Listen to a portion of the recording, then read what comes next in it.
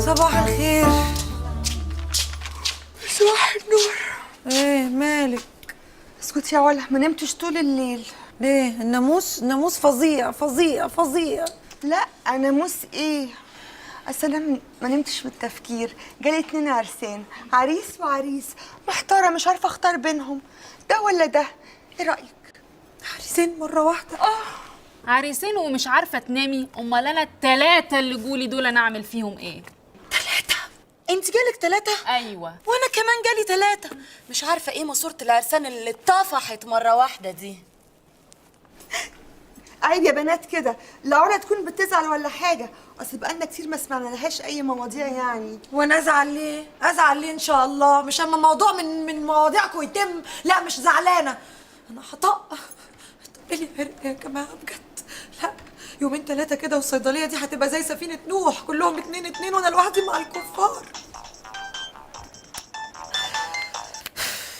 ايه يا ماما؟ ايه يا حبيبتي؟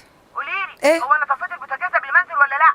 اه قفلتيه يا ماما، قفلتيه يا حبيبتي. ماشي سلام. قفلتيه يا ماما. مشيتيه، ما انا عارفه. العريس مشي، قفل خالص. لا بس انا مش زعلانه منك يا ماما، لا بصراحه الله يكون في عونك. ما هو برضو احنا ازاي نقابل 5 عرسان في اسبوع؟ 5 عرسان كتير جدا يا ماما، طبعا لازم شويه منهم كده يتصفوا. لا ماما بصي، ارجوكي انا تعبت، خليهم 1 في اليوم. ولا اقولك عشان ما نتبطرش على النعمه، 1 بالنهار و1 بالليل. ايه، اخليهم 2؟ ايه 2 عرسان في اليوم؟ لا طبعا، لا كتير يا ماما. شوفي حد يشيل من عليا بقى يا ماما. اكلم حد من صحابي.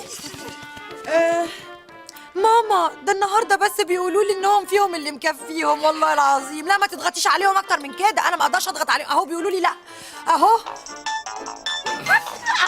ده اكيد الخط التاني على فكره. انا عندي 2 سم. الو، انا عندي 2 سم والله العظيم على فكره بقى.